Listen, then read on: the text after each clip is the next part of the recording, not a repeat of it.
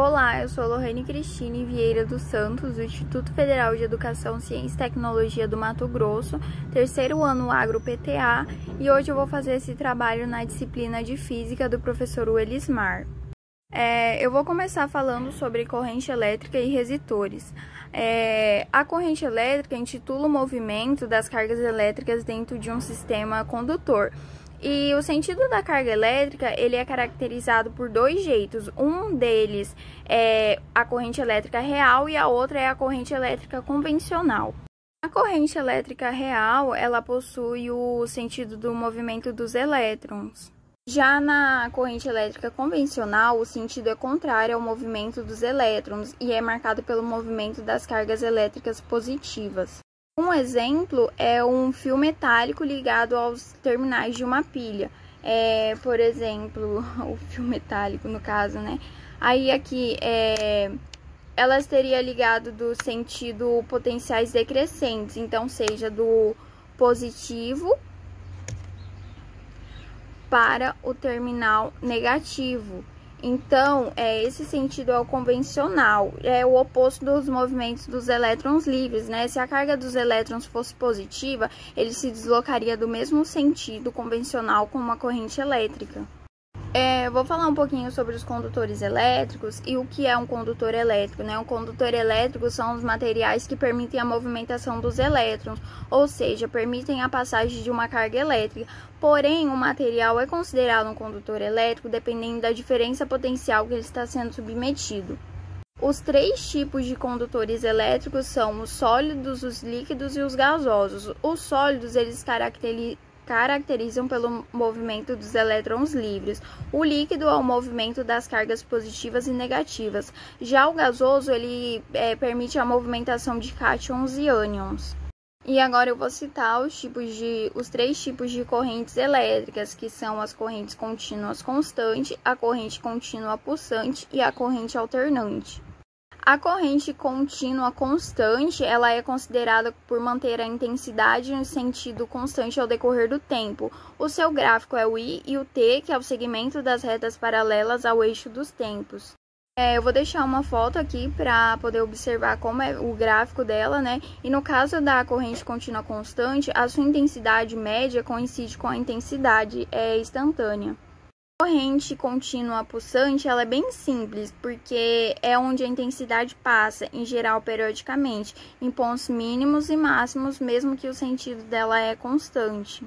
Eu vou também deixar uma foto aqui para melhor observação do gráfico, né, de como a intensidade dela é passada em pontos mínimos e máximos. Agora, a corrente alternante é corrente cujo sentido se inverte, em geral periodicamente. Ela é um pouco parecida com a corrente que eu citei anteriormente, porém a intensidade dela é um pouco maior e passa abaixo do gráfico. Também vou deixar uma foto aqui. Quando os elétrons eles percorrem por essa corrente alternante, simplesmente eles oscilam em determinadas posições, então eles executam movimentos de vai e vem. Um exemplo de corrente alternante é quando se estabelece numa rede residencial quando um aparelho é ligado a ela. E o que são resistores? Os resistores são componentes elétricos que resistem à passagem da corrente elétrica. Então, quando inserimos um resistor a um circuito elétrico, ele diminui a intensidade da corrente elétrica. Além disso, quando a gente usa um resistor em um fio de energia, ele diminui o potencial de queda, diminui a queda do potencial elétrico. Agora eu vou entrar em outro assunto, que é a associação de resistores e medidas elétricas. Então, a associação de resistores é um circuito que apresenta dois ou mais resistores, e há três tipos de associações, que é a em paralelo, em série e a mista. Quando se analisa um circuito, pode-se encontrar o valor do resistor equivalente, que é o valor da resistência que mesmo sozinha ela poderia substituir todas as outras, sem alterar o valor das demais grandezas associadas a esse circuito. Um exemplo são os piscas de Natal. Por exemplo, cada lâmpada é um resistor, então o conjunto de lâmpadas juntos ele é uma associação de resistores. E nos circuitos também pode-se considerar as redes de rádio como essa associação de resistores. Como eu falei anteriormente que as associações de resistores são 3, eu vou definir o conceito de cada uma agora.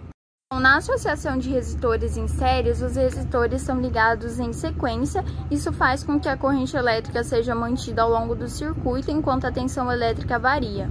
Eu vou deixar aqui uma imagem que representa 3 resistores de resistência R1, R2 e R3, associados em série, sendo A e B os terminais da associação. Um gerador estabelece uma diferença de potencial U. Entre esses terminais e os resistores, são percorridos por uma corrente elétrica que tem a mesma intensidade em todos eles. Agora eu vou falar um pouquinho sobre a associação em paralelos, né? Na associação de resistores em paralelos, todos os resistores estão submetidos a uma mesma diferença de potencial, sendo a corrente elétrica dividida pelos ramos de circuito. Vou deixar uma imagem aqui da associação em paralelos, e é basicamente igual o esquema da figura anterior, porque tem os resistores 1, 2 e 3, está associada em A e B, e um gerador estabelece a diferença de potência U e a corrente desse gerador é a intensidade I. Finalizar a associação de resistores mista, ela é bem simples, já que os resistores eles são todos ligados, os resistores em série e os paralelos também. Eu também vou deixar uma foto aqui para melhor visualização de como é feito esse esquema. Olá, professor. O meu experimento, ele deu certo. Eu fiz a pilha da batata e do limão.